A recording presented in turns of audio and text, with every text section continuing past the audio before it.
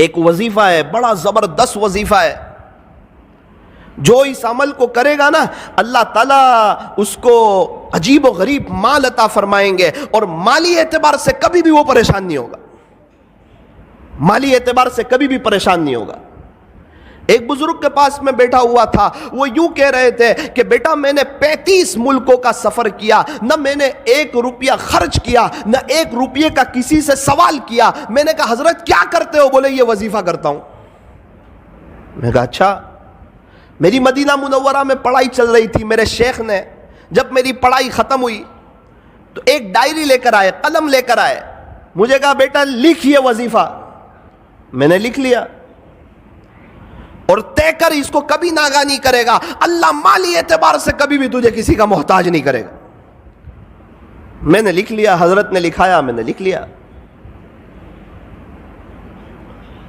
پھر ایک بات کہی تھی کہ بیٹا یہ وظیفہ بڑا زبردست ہے، لیکن بے طلبوں کو مت بتانا، جس کے اندر طلب ہو اور جو اس کی قدردانی کرتے ہو اسی کو بتانا۔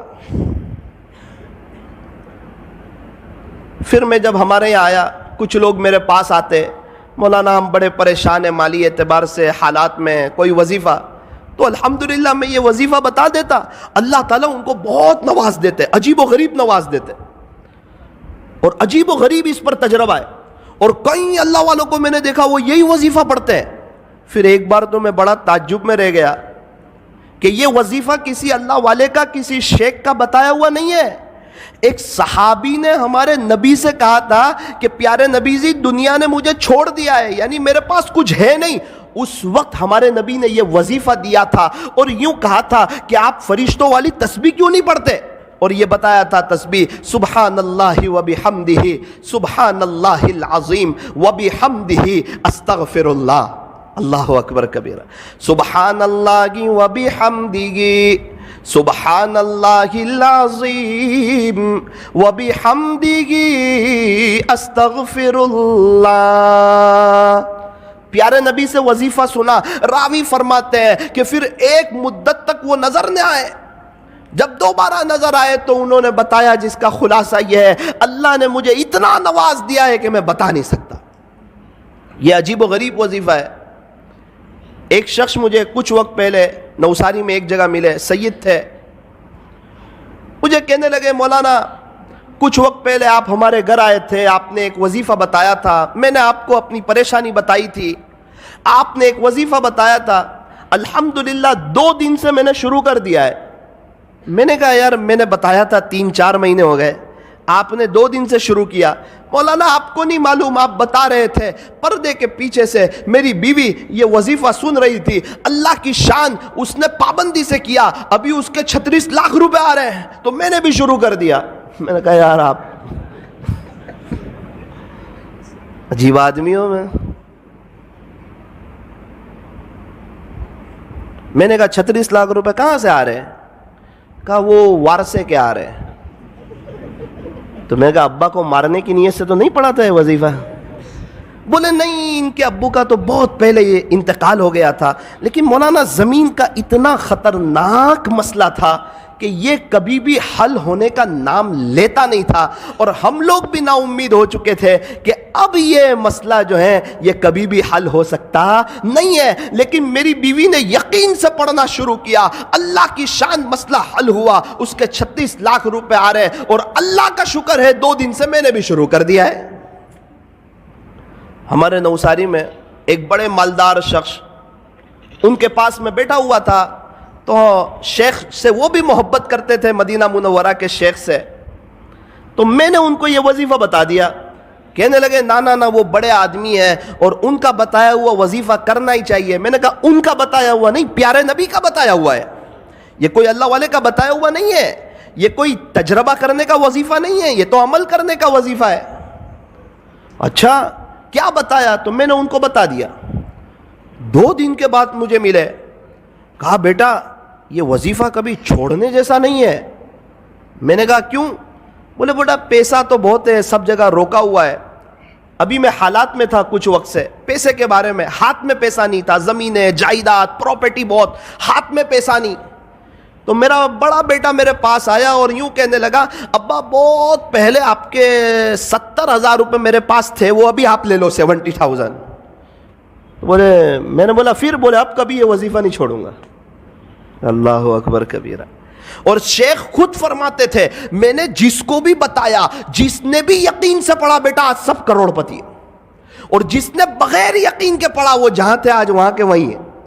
تو میرے عزیزو ایک بات یاد رکھو، یہ وظیفہ جو ہے یہ بڑا زبردست ہے۔ میں نے ایک سوال پوچھا شیخ سے جس پر وہ مجھ سے بڑے ناراض ہوئے، بہت زیادہ ناراض ہوئے، اور مجھے کہا بیٹا تیرے سے مجھے یہ امید کبھی نہیں تھی کہ تو مجھے یہ سوال پوچھے گا۔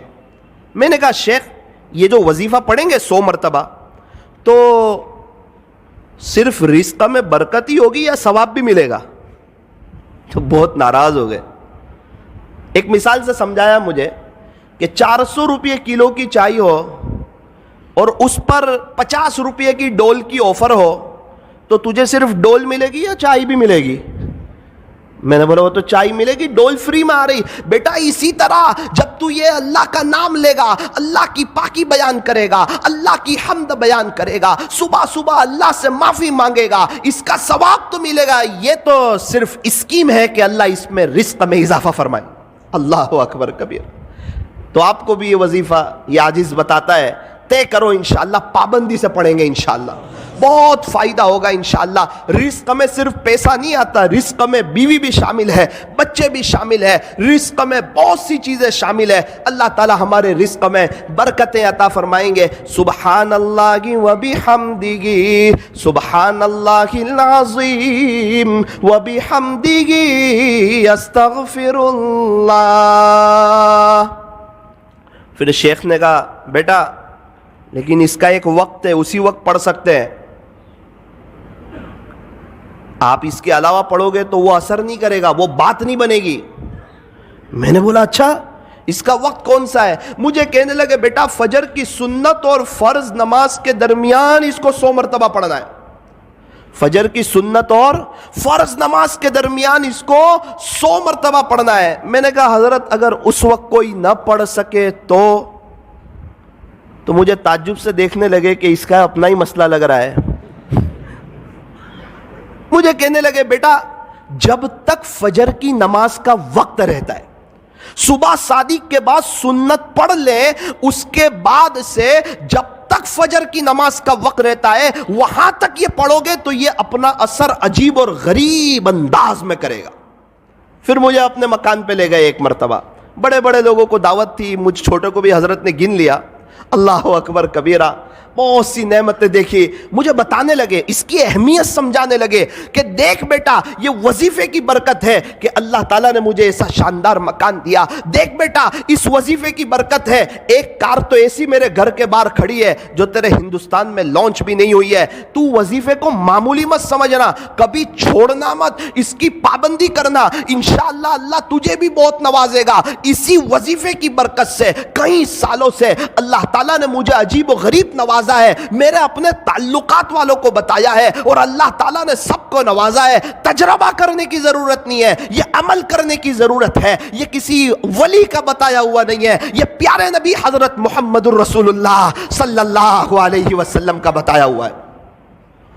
میں نے حضرت کے ساتھ دبئی کا سفر کیا، حضرت تو 5 اسٹار ہوٹل میں ان کے ساتھ ٹھہرنا ہوا، کیا شکریہ ادا کر رہے ہیں، الحمدللہ الحمدللہ الحمدللہ، کھانا کھا رہے ہیں شکریہ ادا کر رہے ہیں، شیپ میں بیٹھے ہوئے شکریہ ادا کر رہے ہیں، اللہ کی نعمتوں پر شکر شکر شکر۔ میں نے حضرت کے گھر دیکھا، الحمدللہ الحمدللہ، کھجورے کھا رہے ہیں الحمدللہ، قہوہ پی رہے ہیں الحمدللہ، اور ان کو چکن وغیرہ تو جلدی سمجھ نہیں آتی، ان کو تو مٹن وغیرہ چاہیے۔ تو خلاصہ یہ ہے جو بھی کھا رہے اس پر اللہ کا شکریہ ادا کر رہے ہیں۔ مجھے وہ بزرگ والی بات یاد آئی کہ واقعتاً اللہ نے ان کو نوازا ہے اور یہ شکر کر کے اللہ تک پہنچ رہے ہیں۔